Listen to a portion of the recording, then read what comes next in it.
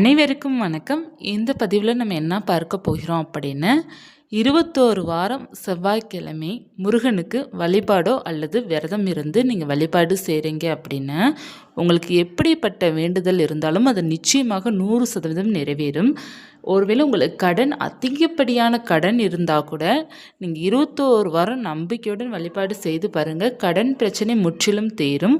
அதே போல் இப்போ நிறைய பேர் சொந்த வீடு வேண்டும் அப்படிங்கிறதுக்காக வழிபாடு செய்கிறீங்க இல்லையா, அவர்களும் விடாமல் 21 வாரம் நீங்கள் தொடர்ந்து நீங்கள் முருகப்பெருமானிடம் நீங்கள் வேண்டுதல் வைத்து வழிபாடு செய்யும்போது உங்களுடைய வேண்டுதல் நிறைவேறும். 21 செவ்வாய்க்கிழமை தினமும் கிடையாது, செவ்வாய்க்கிழமை 21 செவ்வாய்க்கிழமை நீங்கள் விரதம் இருந்து வழிபாடு செய்யணும். விரதம் இருக்க முடியாதவர்கள் பூஜை மட்டும் செய்ய வேண்டும். பூஜை செய்பவர்களும் சரி, விரதம் இருப்பவர்களும் சரி, காலை மாலை 2 வேளையும் நீங்கள் விளக்கேற்றி வைக்கணும் முருகனுக்கு. அதுதான் முக்கியம். செவ்வாய்க்கிழமை ஒரு நாள் மட்டும் நீங்கள் முருகனை வழிபாடு செஞ்சாலும் போதும். 21 செவ்வாய்க்கிழமை நீங்கள் கட்டாயமாக வழிபாடு செய்யணும். இந்த வழிபாடை நீங்கள் நிச்சயமாக செய்து பாருங்கள். ரொம்ப எளிமையானதான், இதற்கு ரொம்ப செலவாக போகிறது கிடையாது. ரொம்ப சிம்பிளாக நீங்கள் பண்ணுங்கள், அதுவே உங்களுக்கு போதும். நாளடைவில் முருகரே உங்களுக்கு அதிகப்படியான பணத்தையும் பொருளாதாரத்தையும் கொடுப்பாரு. அதற்கப்புறம் உங்களால் முடிந்த அளவுக்கு நீங்கள் செய்துக்கோங்க. பேசிக்காக நமக்கு தேவைப்படுறது என்ன அப்படின்னா, அகல் விளக்கு வேண்டும். 1 அல்லது 6 அகல் விளக்கு நீங்கள் ஏற்றினால் சிறப்பு. ஏன்னா முருகனுக்கு ஆறுமுகம் கொண்டவர் இல்லையா, அதனால் 6 அகல் விளக்கு ஏற்றுவது ரொம்ப சிறப்பாக இருக்கும். 6 அகல் விளக்கு மட்டும் நீங்கள் எடுத்துக்கோங்க. செவ்வரளி பூக்கள் கொஞ்சம் தேவைப்படும். செவ்வரளி பூக்கள் கிடைக்கவில்லை என்றால் நம்மக்கிட்ட என்ன பூக்கள் இருக்கின்றதோ அந்த பூக்களால் நம்ம பயன்படுத்துவது சிறப்பு. செவ்வரளி பூக்கள், அதாவது சிவப்பு நிற பூக்கள் பயன்படுத்துவது ரொம்ப நல்லது முருகப்பெருமானுக்கு. பூக்கள் எடுத்துக்கோங்க. அடுத்து பார்த்தீங்கன்னா நெய்வேத்தியம் உங்களால் என்ன முடியுதோ, 1 டம்ளர் பால் வைத்தா கூட போதும். அவ்வளோதான். வெற்றிலை பாக்கு, வாழைப்பழம் உங்களுக்கு முடிந்தால் நீங்கள் வைக்கலாம், அப்படி இல்லை என்றால் ஒன்றும் பிரச்சனை இல்லை. உங்களுக்கு கிடைத்ததுன்னா வச்சுக்கலாம். இவ்வளோதான் நமக்கு வழிபாட்டிற்கு தேவையானது. நீங்கள் என்ன செய்ய வேண்டும் அப்படின்னா, செவ்வாய்க்கிழமை காலை எழுந்திருச்சு தலைக்கு குளிக்க வேணும். தலைக்கு பூஜை பண்ணாலும் சரி, இல்லைன்னா விரதம் இருந்தாலும் சரி, தலைக்கு குளிச்சுட்டு செவ்வாய் ஹோரை காலை 6 to 7 இருக்கும். அந்த நேரத்தில் காலை 6 மணிலேருந்து 7 மணிக்குள்ளே அந்த நேரத்தில் நீங்கள் முருகப்பெருமானுக்கு கட்டாயமாக தீபம் காலையில் ஏற்ற வேண்டும். நீங்கள் 21 செவ்வாய்க்கிழமை விரதம் இருப்பவர்களும் சரி, பூஜை செய்பவர்களும் சரி, 21 செவ்வாயும் நீங்கள் காலை 6 to 7 நீங்கள் முருகப்பெருமானுக்கு ஒரு தீபமாவது நீங்கள் ஏற்றி வைத்திருக்க வேண்டும். ஏற்றி வச்சுருங்க. இப்போ விரதம் இருப்பவர்கள் என்ன செய்ய வேண்டும் அப்படின்னா, நீங்கள் விளக்கேற்றி வைத்துட்டு பால், தேன் அல்லது பாலை சர்க்கரை போட்டு நெய்வேத்தியம் வைத்துட்டு அதை நீங்கள் பிரசாதமாக எடுத்துக்கலாம். எடுத்துட்டு காலை உணவு 2 இட்லி கூட நீங்கள் சாப்பிட்டுக்கலாம். மதியம் முடிந்தால் பட்டினியாக இருங்க. ஒரு 11 மணி போல் உங்களுக்கு கொஞ்சம் பசிக்கும் இல்லையா, அந்நேரம் நீங்கள் ஏதாவது ஜூஸ் குடிச்சிக்கலாம், இளநீர் குடிக்கலாம். அப்படி இல்லை அப்படின்னா நீங்கள் மற்ற நம்ம ஃப்ரூட்ஸ் ஜூஸ் ஏதாவது குடிச்சிக்கலாம். குடிச்சிட்டு அடுத்து பார்த்திங்கன்னா மாலை நேரம் உங்களுக்கு ரொம்ப பசிக்குது அப்படின்னா 1 டம்ளர் பால் கூட குடிச்சிக்கோங்க. குடிச்சிட்டு பிறகு மாலை 6 மணிக்கு பழையபடி நீங்கள் முருகனுக்கு 6 அகல் தீபம் அல்லது 1 அகல் தீபம் ஏற்றிக்கோங்க. 6 தீபம் ஏற்றுவது ரொம்ப சிறப்பு. அதற்கப்புறம் உங்களுடைய விருப்பம். 6 தீபம் நீங்கள் ஏற்றிட்டு நல்லெண்ணெயில் கூட நீங்கள் ஏற்றலாம். நல்லெண்ணெய் விட்டு பஞ்சு திரி போட்டு நீங்கள் தீபம் ஏற்றிக்கோங்க. ஒரு தாம்பூல தட்டில் 6 அகல் விளக்கு வட்டமாகவோ அல்லது நேராகவும் நீங்கள் வைத்துக்கொள்ளலாம். அது உங்களுக்கு உங்கள் வீட்டில் எவ்வளோ இடம் ஃப்ரீயாக இருக்கோ செல்ஃபில் அதற்கேற்ற போல் நீங்கள் வச்சுக்கோங்க. இல்லை தட்டில் ரவுண்டாக வச்சுக்கோங்க. வைத்துட்டு நீங்கள் நடுவில் கொஞ்சம் செவ்வரளி பூக்கள், அந்த விளக்கு சுற்றி கொஞ்சம் செவ்வரளி பூக்களெல்லாம் அலங்காரம் செய்துட்டு பால், தேன் அல்லது பால் சர்க்கரை போட்டு அல்லது சர்க்கரை பொங்கல், பாசி பருப்பு பாயாசம், அப்புறம் பால் பாயசம் கூட பண்ணலாம். அடுத்து பார்த்தீங்கன்னா ஏதாவது சாதம் பண்ணலாம். லெமன் சாதம், தயிர் சாதம், புளியோதரை, இந்த மாதிரி ஏதாவது சாதம் கூட, சித்திரா அன்னங்கள் சொல்லுவாங்க இல்லையா, இல்லை ஏதேனும் ஒன்று கூட நீங்கள் வைக்கலாம். வைத்து நெய்வேத்தியம் பண்ணிவிட்டு நீங்கள் வழிபாடு செய்யுங்க. அப்புறம் முக்கியமாக மந்திரங்கள் சொல்ல வேண்டும்.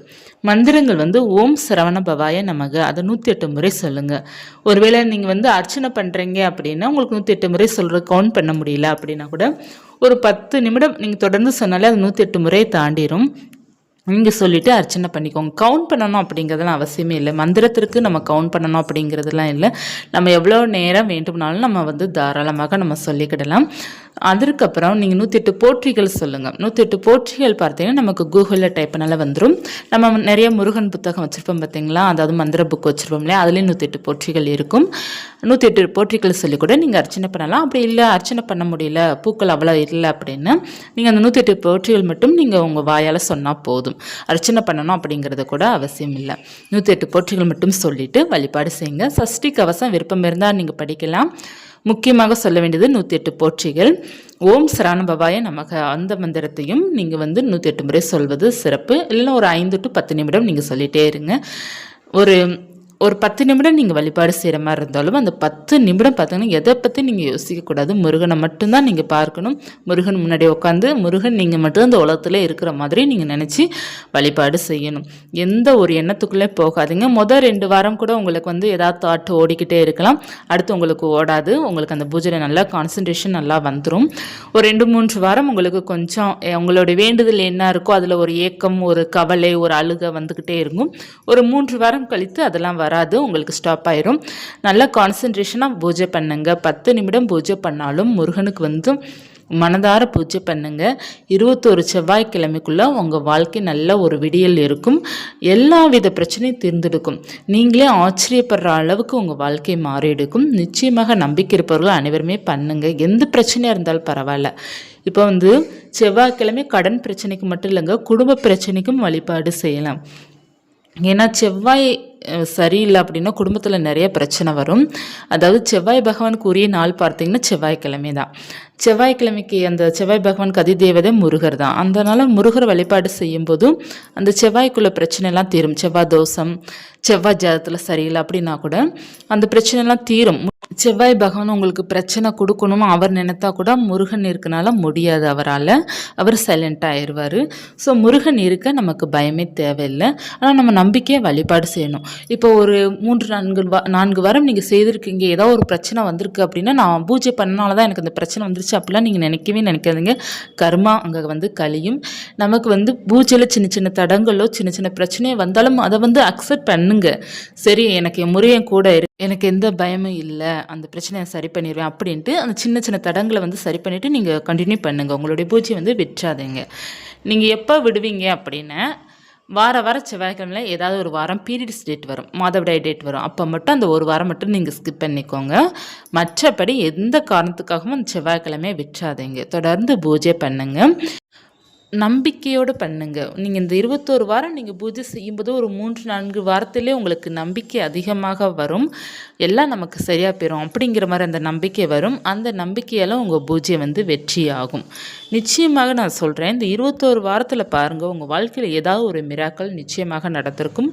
நீங்கள் எந்த வேண்டுதல் வைத்தாலும் சரி, ஒரு குடும்ப பிரச்சனையாக இருந்தாலும் சரி, இல்லை கணவன் மனைவிக்குள்ள ஒற்றுமை இல்லை, அடிக்கடி சண்டை வருது அப்படின்னாலும் சரி, இல்லை சொந்த வீட்டிற்காக நீங்கள் வழிபாடு செய்கிறீங்கனாலும் சரி, ஒரு இடம் வாங்கணும், அந்த இடத்துல வில்லங்கமாக இருக்குது, அது சரியாகணும் அப்படிங்கிறதுனால இருந்தாலும் சரி, இல்லை வாகனம் வாங்கணும், ஒரு பைக்கு வாங்கணும் நாங்கள் ஆசைப்படுறோம் முடியல, ஒரு கார் வாங்கணும் ஆசைப்படுறோம் முடியல அப்படின்னாலும் சரி, நீங்கள் எந்த ஒரு நோக்கத்துடன் நீங்கள் வழிபாடு செய்கிறீங்களோ அந்த நோக்கம் நிச்சயமாக நிறைவேறும். பக்தி நமக்கு முக்கியம், அதே அளவுக்கு நமக்கு முயற்சியும் மற்றும் உழைப்பும் வேண்டும். இப்போ நம்ம பூஜை மட்டும் செய்தால் நம்மளுடைய கடன் தீருமான கிடையாது. நமக்கு அதிகமாக உழைப்பு வேண்டும். இப்போ நம்ம பூஜை செய்கிறதுனால நமக்கு வருமானம் அதிகரிக்கலாம். நல்லா ஒரு பூஜை செய்கிறதுனால நம்பிக்கையுடன் இருப்பதனால நமக்கு முயற்சி அடுத்தடுத்து உங்களுக்கு ஒரு பாசிட்டிவிட்டி, ஒரு எனர்ஜி உங்களுக்கு கிடைக்கலாம். இப்படி தான் நம்ம பூஜையில் பாசிட்டிவாக பார்க்கணுமே தவிர, நான் 21 வாரம் பூஜை செய்வேன், நான் எதுவுமே பண்ண மாட்டேன், நான் 21 வாரம் முருகனுக்கு மட்டும் பூஜை செய்கிறேன், எனக்கு எல்லாமே சரியாகணும் அப்படிங்கிற மாதிரி நம்ம எதிர்பார்க்கக்கூடாது. முயற்சிகளும் இருக்கணும். அந்த முயற்சியை அந்த பூஜை தான் உங்களுக்கு கொடுக்கும். அந்த ஸ்ட்ரென்த்து அது கொடுக்கும், எனர்ஜி கொடுக்கும். அந்த பூஜை தான் அந்த எனர்ஜியை உங்களுக்கு கொடுக்கும். அந்த பூஜை தான் பார்த்தீங்கன்னா உங்களை சோர்வு அடைய விடாமல் பார்த்துக்கும், ஒரு பாசிட்டிவிட்டி கொடுக்கும். ஏன்னா எல்லோருக்குமே ஏகப்பட்ட கவலைகள் இருக்கும். ஒரு கவலையில் அப்படியே உட்காந்துடக்கூடாது. பூஜை தான் உங்களுக்கு எனர்ஜி பூஸ்ட் கொடுக்கும். எந்திரி அப்படிங்கிற மாதிரி கொடுக்குறதே அந்த பூஜை தான். உங்களை சோர்வடைய விடாது. அந்த பூஜை உங்களை மோட்டிவேட் பண்ணிக்கிட்டே இருக்கும். அதெல்லாம் ஒரு சக்தி, அதெல்லாம் ஒரு பாசிட்டிவிட்டி, அதெல்லாம் ஒரு மிராக்கிள். அந்த மிராக்கிள் நிச்சயமாக நம்மளால் உணர முடியும். இதில் நமக்கு என்னென்ன நன்மைகள் நமக்கு கிடைக்கும் அப்படின்னா, இந்த 21 செவ்வாய் நீங்கள் பூஜை செய்கிறனால முதல்ல உங்கள் மனம் அமைதியாகும். நல்லா யோசித்து முடிவெடுக்கிற அந்த பழக்கம் உங்களுக்கே வரும். அதிகமாக கோபம் வராது. கொஞ்சம் யோசிக்க ஆரம்பிப்பீங்க. உங்கள் வாழ்க்கையை நீங்கள் கற்றுக்கொள்ள ஆரம்பிப்பீங்க. நிறையா அதிகமாக பார்த்தீங்கன்னா சிந்திப்பீங்க. அதுதான் முக்கியம். அதுதான் உங்களுக்கு முருகர் கொடுப்பாரு. ஏன்னா உங்களுக்கு இப்போ ஒரு கடன் பிரச்சனை இருக்குது அப்படின்னா, அந்த கடனை அடைக்கணும் அப்படின்னா அதுக்கு ஒரு திட்டமிடல் வேண்டும். கடன் இருக்கே நம்ம உட்காந்துட்டே இருந்தோம்னா அது அடையாது. நம்மளாம் திட்டம் போட்டு இவ்வளோ செலவு பண்ணணும், இவ்வளோ நம்ம கடன் கட்டணும் அப்படிங்கிற மாதிரி நம்ம அந்த கால்குலேஷன் பண்ணும்போது நமக்கு தானாக அந்த கடன் பிரச்சனைலாம் அடைய ஆரம்பிக்கும். அந்த கால்குலேஷன்லாம் கொடுக்கறதுலாம் யார் அப்படின்னா நம்மளுடைய முருகர் தான். அவ்வளோ வழிகள் நமக்கு கொடுப்பாரு. எல்லா கதவையும் திறந்து விடுவார். நமக்கு அத்தனை கதவை சுற்றி மூடி இருக்கிற மாதிரி இருக்கும். நம்ம ஒரு பிரச்சனையில் இருக்கும்போது அந்த முருகரை ஒவ்வொன்றா நமக்கு திறந்து விட நமக்கு அப்படியே ஒரு பாசிட்டிவிட்டி கிடைக்கும் பாருங்கள். நல்ல ஒரு வைப் கிடைக்கும் நீங்கள் செவ்வாய்க்கிழமையாக வழிபாடு செய்யும்போது. தொடர்ந்து செய்து பாருங்கள். 21 வாரம் தான் இப்படிங்கிறதுக்குள்ளே போயிடும். நமக்கு அந்த வாரம் 2 வாரம் தான் கொஞ்சம் கஷ்டமாக தெரியும். அதுக்கப்புறம் பார்த்தீங்கன்னா கடகடன்னு நமக்கு அந்த நாட்கள் போயிடும். நீங்கள் எந்தெந்த டேட்டில் பூஜை பண்ணியிருக்கீங்க அப்படிங்கிறது நம்ம கேலண்டரில், பெரிய கேலண்டரில் வச்சுருக்கோம், மந்த்லி கேலண்டர் வச்சுருக்கோம் அப்படின்னா அதில் டிக் பண்ணிக்கோங்க. அப்படி இல்லைன்னா நீங்கள் ஒரு நோட்டில் நோட் பண்ணி வச்சுக்கோங்க. இந்த செவ்வாய்க்கிழமை பூஜை பண்ணியிருக்கேன் டேட்டோட நீங்கள் நோட் பண்ணிக்கோங்க. எத்தனை நாள் பூஜை பண்ணியிருக்கிறீங்க அப்படின்ட்டு. மொத்தம் 21 செவ்வாய் பண்ணணும். அதில் ஏதாவது ஒரு வாரம் நீங்கள் அவசரத்துக்கு ஊருக்கு போகிறீங்க, ஏதாவது அர்ஜென்ட்டாக நீங்கள் போகிறீங்க அப்படின்னா அந்த செவ்வாய்க்கிழமை விட்டுட்டு அடுத்த செவ்வாய்க்கிழமை பண்ணிக்கோங்க. அதே போல் பீரியட்ஸ் டேட் ஆயிடுச்சு அப்படின்னா அந்த செவ்வாய்க்கிழமை ஸ்கிப் பண்ணிடுங்க. உங்களுக்கு பதிலாக மற்றவர்கள் யாராவது பூஜை பண்ணலாம்னு தாராளமாக பண்ணலாம், ஒன்றும் தவறு கிடையாது. ஆனால் நீங்களே பண்ணுவதே ரொம்ப சிறப்பு. யார் நம்ம ஸ்டார்ட் பண்ணுறோமோ அவங்களே 21 வாரம் பண்ணுவது ரொம்ப நல்லது. இப்போ முடியாத பட்சத்தில் பண்ணும்போது இப்போ வீட்டில் கொஞ்சம் பெரிய குழந்தைங்க இருக்கிறாங்க அப்படின்னா அவங்க பண்ணலாம், தாராளமாக பண்ணலாம். ஆண்கள் பண்ணலாமான்னா தாராளமாக பண்ணலாம். எல்லாருமே பூஜை பண்ணலாம். இவங்கெல்லாம் பண்ணணும், அவங்க தான் பண்ணணும் அப்படிங்கல. யாருக்கு கடவுள் மேலே இன்ட்ரெஸ்ட்டும் ஆர்வமும் அன்பும் நம்பிக்கையும் அதிகமாக இருக்கோ அவங்க எல்லாருமே பூஜை செய்யலாம். எல்லாருக்குமே சொல்லிக் கொடுங்க. குழந்தைங்க ஒரு 10 வயசு ஆயிடுச்சு அப்படின்னாலே அவங்களுக்கு பூஜை செய்கிறது சொல்லிக் கொடுப்பது நல்லது. ஏன்னா குழந்தைங்க பூஜை சுவாமி நம்ப ஆரம்பிச்சிட்டாங்க அப்படின்னா அவங்க ரொம்ப ஒழுக்கமாக வளருவாங்க. அதுக்குள்ளே ஒரு தாட் இருக்கும், நம்ம எது செஞ்சாலும் கடவுள் பார்த்துக்கிட்டே இருப்பாங்க அப்படிங்கிற அந்த தாட்டு தானாக வரும். அவங்க கடவுளை கும்பிட ஆரம்பித்தாங்கன்னா அந்த தாட்டு வரும்.